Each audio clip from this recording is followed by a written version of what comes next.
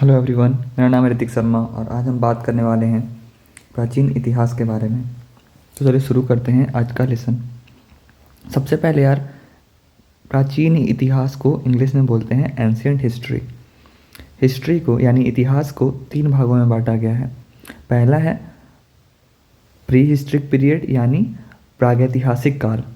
दूसरा है proto historic period यानी आद्य ऐतिहासिक काल। और तीसरा है हिस्टोरिकल पीरियड यानी ऐतिहासिक काल। अब जो प्री हिस्टोरिक पीरियड है यानी कि प्राग ऐतिहासिक काल है, इसमें आता है Palaeolithic period, Mesolithic period, Neolithic period और चालकोलिथिक पीरियड यानी पूरा पाषाण काल, मध्य पाषाण काल, नव पाषाण काल, ताम्र पाषाण काल। उसी तरह से प्रोटो हिस्टोरिक पीरियड यानी आद्य ऐतिहासिक काल को बांटा गया है इंडस वैली सिविलाइजेशन, ब्रॉन्ज और हड़प्पन सिविलाइजेशन। इन तीन भागों में यानी सिंधु सभ्यता, कांसा और हड़प्पा सभ्यता, इन तीनों भागों में बांटा गया है आद्य ऐतिहासिक काल को यानी प्रोटो हिस्ट्रिक पीरियड को। जो तीसरा पीरियड है वो है हिस्टोरिकल पीरियड। इसमें तीन भागों में ही बांटा गया है ancient period, medieval period, modern period. मतलब प्राचीन काल, मध्यकाल, आधुनिक काल। और हमारे देश की आज़ादी के बाद का जो समय है उसे हम बोलते हैं नेहरू पीरियड यानी नेहरू काल। और उसके बाद विश्व के बारे में। तो ये एक ओवरव्यू है इतिहास का कि इतिहास को हम कैसे पढ़ेंगे। अब एक एक करके हम हर एक जो सेक्शन जो हमने डिवाइड करा है उसके बारे में हम जानेंगे। तो सबसे पहला जो स्टेटमेंट है वो अतीत का अध्ययन इतिहास कहलाता है। जब भी हम पुरानी बातों को पढ़ते हैं तो वो इतिहास के श्रेणी में आता है। इतिहास के जनक हेरोडोटस को कहते हैं। इतिहास के जनक कौन है? हेरोडोटस। इतिहास के जनक कौन है?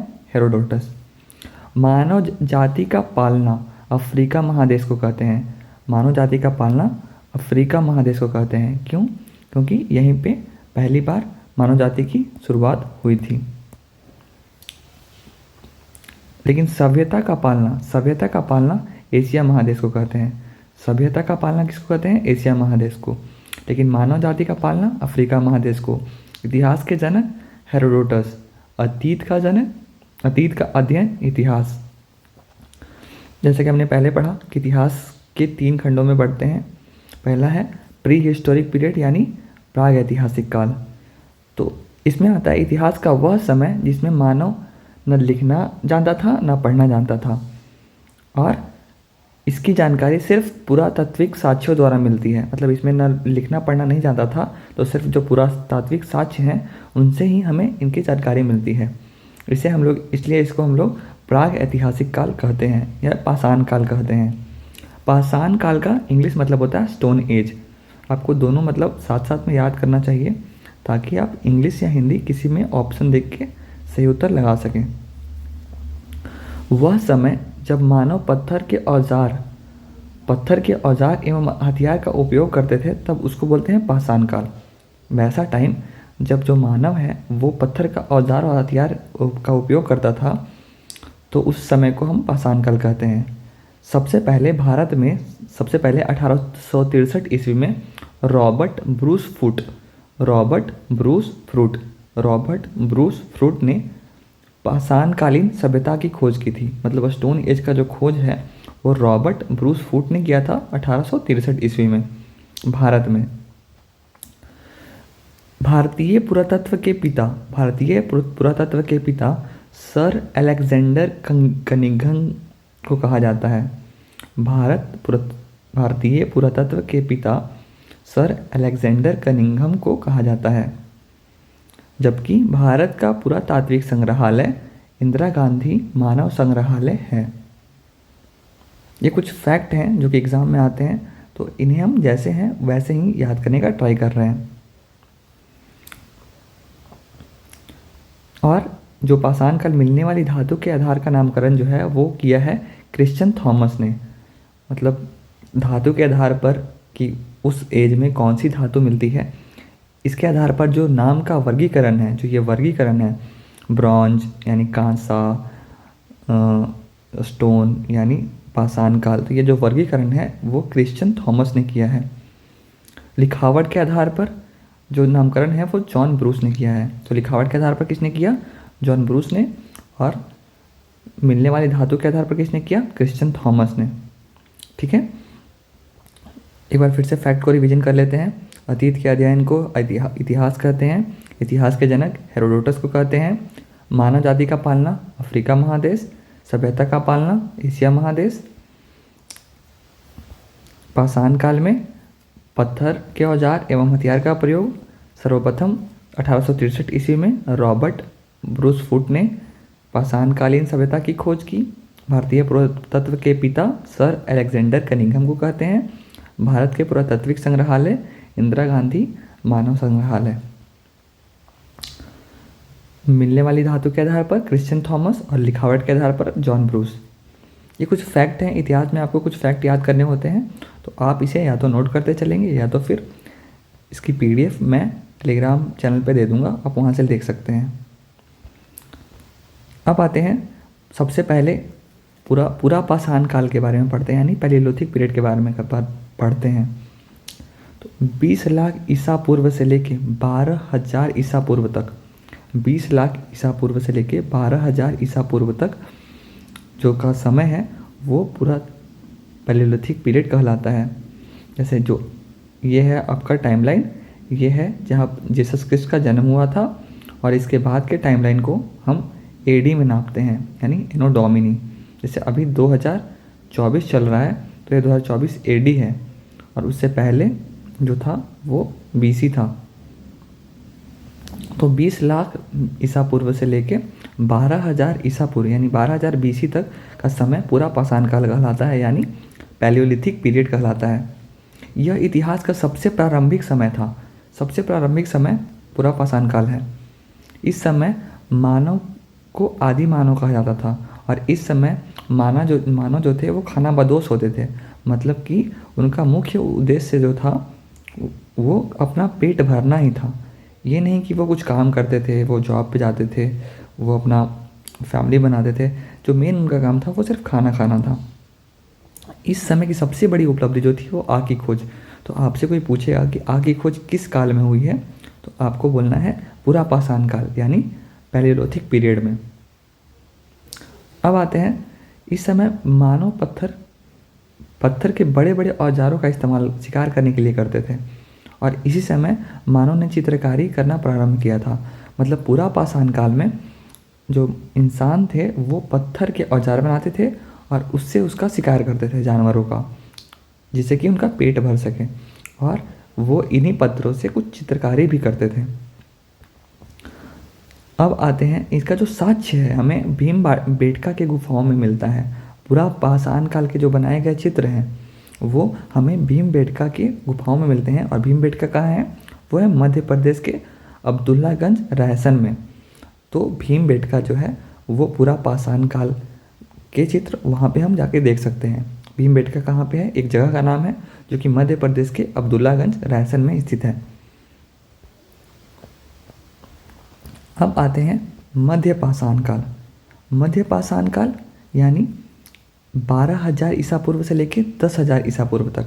जो पहले था, जो हमने इससे पहले पढ़ा था, वो था पूरा पाषाण काल। ये था 20 लाख ईसा पूर्व से लेके 12,000 ईसा पूर्व तक। उसके बाद अभी जो हम पढ़ने वाले हैं वो है मध्य पाषाण काल, यानी कि 12,000 ईसा पूर्व से लेके 10,000 ईसा पूर्व तक। इस काल के बारे में सबसे पहली जो जानकारी थी वो करसाइल ने दी थी। मध्य पाषाण काल के बारे में सबसे पहली जानकारी करसाइल ने दी थी। कब दी थी? 1867 में। जो भी हाईलाइटेड है वो सब एक क्वेश्चन है, वो आपके एग्ज़ाम में आ सकता है। तो भले ही इस वीडियो को आपको 3-4 बार देखना पड़े, लेकिन आप इन सब फैक्ट को ज़रूर से ज़रूर याद करने का ट्राई करें। इसमें से कोई भी फैक्ट उठ के एग्ज़ाम में आ सकता है, और वहाँ पे या तो आपको 1 नंबर मिलेंगे, या फिर वो 1 नंबर आप खोदोगे और जो पढ़ के जाएगा उन्हें वो 1 नंबर मिल जाएगा। तो आप इन फैक्ट को भूलो मत। तो सबसे पहली जानकारी जो है वो मध्य पाषाण काल के बारे में करसाइल ने दी थी। यह पूरा पाषाण के बाद का काल था। पूरा पाषाण के बाद का काल हमने पढ़ा। पूरा पाषाण काल पूरा पाषाण काल हमने पढ़ा अभी, यहाँ पे पत्थर से चित्रकारी करते थे, जानवरों को मारते थे, खाना खाते थे। आग का आविष्कार हुआ था 20 लाख ईसा पूर्व से 12,000 ईसा पूर्व तक। उसके बाद मध्य पाषाण काल के बारे में पढ़ रहे हैं, जिसकी सर्वप्रथम जानकारी करसाइल ने दी थी 12,000 ईसा पूर्व से लेके 10,000 ईसा पूर्व तक। इस समय जो पहले पत्थर के जो हथियार थे मानव के, वो और आकार में छोटे हो गए थे, इसलिए इसको माइक्रोलिथिक एज बोलते हैं। माइक्रो मतलब छोटा, तो छोटा हथियार बनाना शुरू कर दिया था इंसानों ने। इस समय का मानव का सबसे प्रमुख जो कार्य था, जो एक उपलब्धि के रूप में हम देख सकते हैं, वो अंत्योष्टि कार्यक्रम, यानी जब कोई इंसान मरता है तो उसका अंतिम संस्कार किया जाता है। तो ये अंतिम संस्कार जो है वो इसी काल में, यानी कि मध्य पाषाण काल में, मेसोलिथिक पीरियड में शुरू हुआ था। तो मैं जब आपसे कोई पूछेगा कि आग का आविष्कार कब हुआ था तो आपको बोलना है पूरा पाषाण काल। लेकिन जब आपसे कोई पूछेगा कि अंतिम संस्कार कब शुरू हुआ था तो आपको बोलना है मध्य पाषाण काल। इस काल में मानव का जो अस्थि पंजर, यानी मानव की जो शरीर के अवशेष है, उसका पहला जो अवशेष है वो सराय नहर मद्दाह नामक स्थान में प्राप्त हुआ था। ये कहाँ पे है? ये है यूपी के प्रतापगढ़ में। यह यूपी के प्रतापगढ़ में ये है। अब आते हैं नव पाषाण काल, यानी नियोलिथिक पीरियड। हमने पूर्व पाषाण काल पढ़ लिया, फिर मध्य पाषाण काल पढ़ लिया, अब आते हैं नव पाषाण काल। आप टाइमलाइन मतलब उसका डेट जरूर याद रखेंगे। सबसे पहले था 20 लाख ईसा पूर्व से लेके 12,000 ईसा पूर्व। उसके बाद था 12,000 ईसा पूर्व से लेके 10,000 ईसा पूर्व। अब है 10,000 ईसा पूर्व से लेके 3,000 ईसा पूर्व। 10,000 ईसा पूर्व से लेके 3,000 ईसा पूर्व। तो इस काल के बारे में सर्वप्रथम जानकारी, जो पहली जानकारी जो थी, वो जॉन लुबाक ने दी थी। जॉन लुबाक ने उत्तर पाषाण काल के बारे में, यानी नव या उत्तर पाषाण काल, नियोलिथिक पीरियड के बारे में जो जानकारी है, सबसे पहली जानकारी जॉन लुबाक ने दी थी। कब की थी प्रस्तुत? 1865 में। इस काल में मानव ने अस्थायी आवास बना लिया था। जैसे सबसे पहले जब मानव आया तो वो उसका मेन काम था शिकार करना, जानवरों को मारना, पेट भरना। उसके बाद जो दूसरा एज आया मध्य पाषाण काल, उसमें वो अंतिम संस्कार करने लगा। और तीसरा जो एज आया नव पाषाण काल, यानी उत्तर पाषाण काल, 10,000 ईसा पूर्व से लेके 3,000 ईसा पूर्व तक। तो इसमें जो है मानव अस्थायी आवास बना लिया और इसके साथ ही कृषि और पशुपालन शुरू कर दिया। सोचो, घर में बना के रहने लगा और खेती करने लगा और पशुपालन भी करने लगा। इसी काल में मानव ने पहिया की खोज की थी। तो पहिया की खोज कब हुई थी? उत्तर पाषाण काल में।